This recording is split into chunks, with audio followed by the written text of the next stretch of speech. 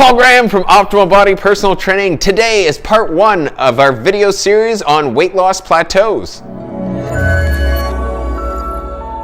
Today we're going to be covering 14 questions you need to ask yourself if you've hit a weight loss plateau. When most people hit a weight loss plateau, they start looking for really advanced solutions. And I'll tell you, from years of experience training thousands of people who are looking to lose weight, almost no one needs these advanced solutions. The 14 questions you're going to ask yourself in this video are going to help you figure out what direction you need to go to break through your weight loss plateau. On the other hand, if after asking yourself these 14 questions, you do turn out to be one of the minority that needs more advanced techniques to break through your weight loss plateau, we're going to cover that in video number 2. So why do you hit a weight loss plateau?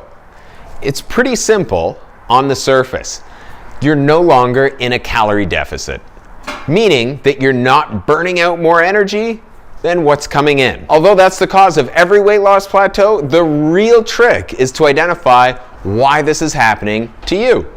And that's exactly what we're going to do with these 14 questions. Before we get into the questions, I want to stress this. Oftentimes, people keep cutting their calories lower and lower in an attempt to break through a weight loss plateau. Typically, this creates a lot of issues with someone getting results and having those results last past a few days or a few weeks. So step number 1, when you're in a weight loss plateau and you want to identify why, is track everything you eat and drink for 4 weeks. And when I say track everything, I mean everything. The good, the bad, the ugly. What most people do is they'll have a meal that's off and not their typical way of eating, so they don't include it. I want you to include every single thing you're eating or drinking throughout that 4-week period. Whenever possible, try to actually measure out the food just for these 4 weeks. To do this, use a free website or app like MyFitnessPal or other similar ones. In addition to everything you eat, I want you to track all your exercise you're performing throughout that 4-week period. And finally, I want you to weigh in every day at the same time and track that as well. You're not going to be losing weight every single day. In theory, you shouldn't lose any weight at all because you're in a weight loss plateau. But this is going to give you important information.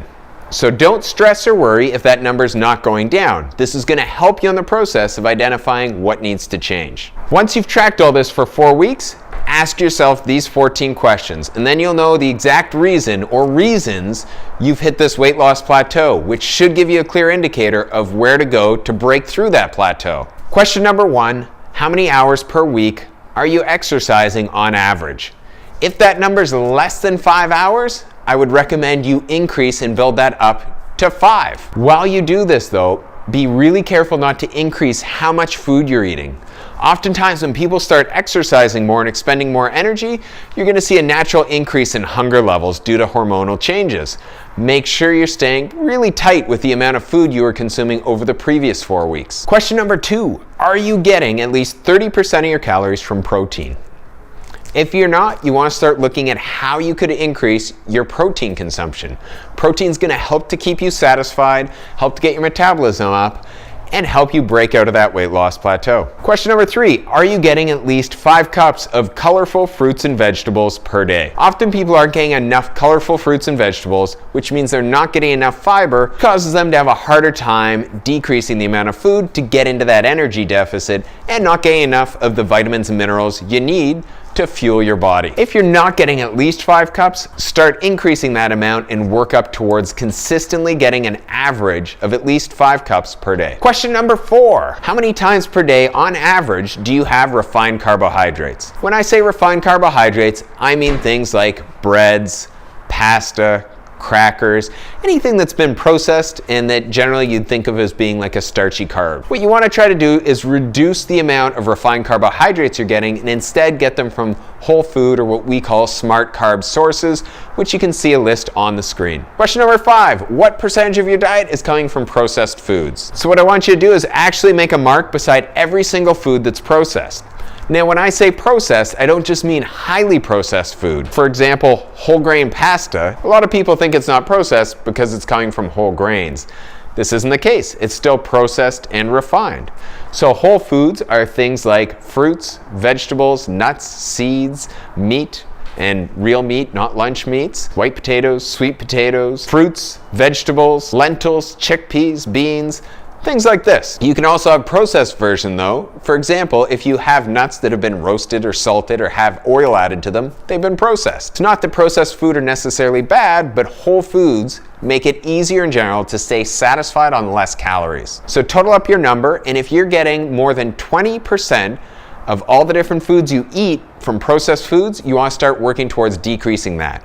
Try to get at least 80 to 90% of the foods you're eating from whole foods. And this will help you to break through that weight loss plateau. Question number 6, how many calories on an average week are you getting from beverages? So this can include coffee, lattes, pop, juice, and especially alcohol. You know, look at how high this number is. And if you're in a weight loss plateau, this is often an easy way to start reducing this. Doesn't mean you have to take them all out, but you want to start to take that number down and decrease it if you're finding you're getting quite a few calories coming from beverages. Question number 7, how much water are you drinking?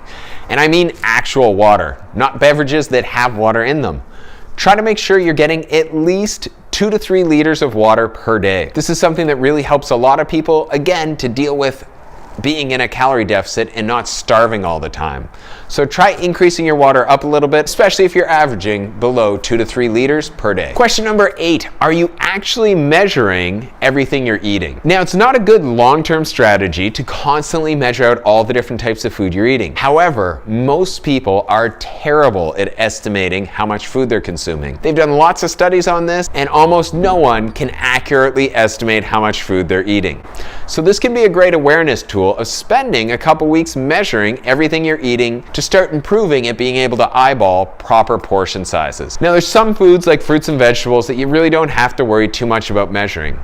However, if you're looking at things like cooking oil, nuts, seeds, cheese, really dense carbohydrate food like pasta, crackers, things of that nature, all these foods are very calorie dense. So moving from 2 teaspoons to 3 teaspoons visually isn't that much of a change, but in terms of total calories, that can make a big difference if you're consistently doing that every time you're preparing food. So look at, are there any areas where you might be getting in some sneaky calories that you're not aware of? Question number 9, how often are you eating? So this one's gonna be the reverse of what most people think of. Oftentimes you're told, eat every 2 to 3 hours, it will keep your metabolism up.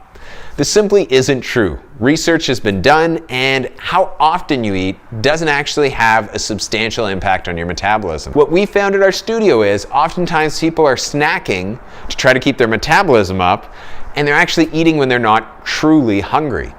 So look at how often you're eating and ask yourself, am I really hungry each time I want to eat? Is my stomach grumbling? Is it making some noise? Or is it more that I just want to eat? You want to make sure you're really good and hungry, stomach's grumbling, you need to get some food into you each time you're eating, whether that's a snack or a meal. This will help to make sure that you're getting into that energy deficit. Oftentimes when we have clients pay attention to this, they can wind up taking out 1 or 2 snacks throughout the day, which helps them to break through that weight loss plateau. Number 10, did your weight decrease during that 4-week period? So take the actual average and plot this out. There's lots of free apps out there. If you go to Google, that'll work. Or if you're good in Excel, you can do it there. See if your actual number is decreasing. Oftentimes it will be. But what happens is people will be like, oh, it's only 1 pound or 2 pounds on average throughout that 4-week period. So what that's indicating to you is you're not actually at a weight loss plateau. You're just not losing weight as quickly as you would like. So you're in that, if your weight's going down, you're in that energy deficit, just not a large enough deficit to get the results at the speed you want them. So you can still use all these strategies we're going through in today's video to help go further into that calorie debt. But it's really important to get that clarity. That's why we had you measure your weight every day so you can see the actual average of what's going on. And see if you're truly in an actual weight loss plateau or you're just not losing weight as quickly as you want. Question number 11, one of the most common ones. How often, on average per week, did you eat out at fast food or restaurants? Most people don't realize how calorie dense restaurant food is. Even if you're making smart, healthier choices, typically at a restaurant, they'll be much higher.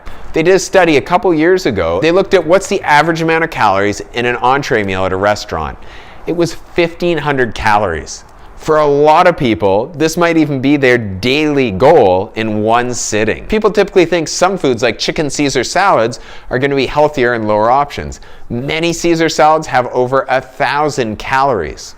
So you want to look at this and get a clear picture of how many calories are you actually consuming when you're eating out at restaurants, and is there a way you can start to decrease this amount substantially? It's usually an easy way to start bringing your calories down and break through that weight loss plateau. Number 12, are you actually in a weight loss plateau? Oftentimes people get caught up in just looking at the scale. In an earlier question, we had you look at that.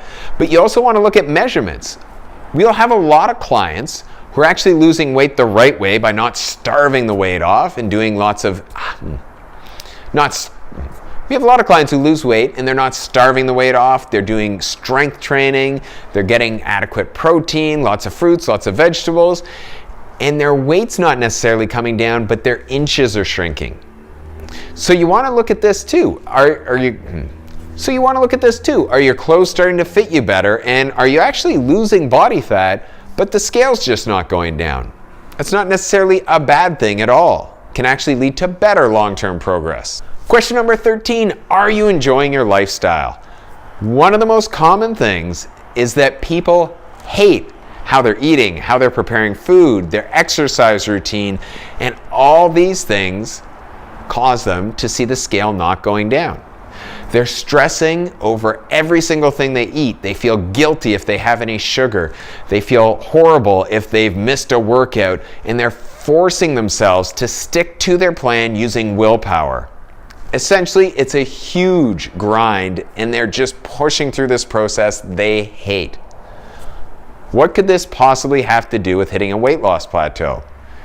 Well, your stress hormone, cortisol, actually causes you to retain more water. So if you're hating how you're going about your diet, your exercise plan, your lifestyle to try to get results, oftentimes because of the hormonal response, it can cause you to retain more water, and the number on the scale isn't going down. So sometimes people need to pump the brakes and relax a little bit. Sometimes taking a break for a weekend or a week will actually see someone's results improve. We've had this happen a lot of times where clients go on a vacation for a week and they're indulging and they're not worrying about being too anal about what they're eating, and their weight actually starts coming down. And they don't understand what's going on. Well, they've loosened up on the calorie restriction, they're enjoying themselves, they're feeling better, and so they're seeing the actual weight loss that was occurring. It's just the stress hormones go down, so they start retaining less water. Final question, question number 14. How much are you sleeping per night, and are you getting quality sleep? Again, this has a massive hormonal impact. A lot of people aren't getting enough sleep. You want to be getting at least 8 hours of sleep a night. You want to try to get to bed around 10:30 or a little bit earlier. And you want to make sure you're sleeping through the night, waking up feeling rested. This doesn't describe most people's sleep patterns this day and age. Sleep has a massive impact on your hormones, like we talked about in the last question. And this can have the same impact on your stress hormones and make it difficult for you to lose weight. Your stress hormones can also have a massive impact on your thyroid hormones, which of course causes your metabolism, which of course plays a huge role in your metabolism. So you want to make sure you're getting quality sleep. So there you have 14 questions that are going to walk you through identifying exactly why you're hitting a weight loss plateau.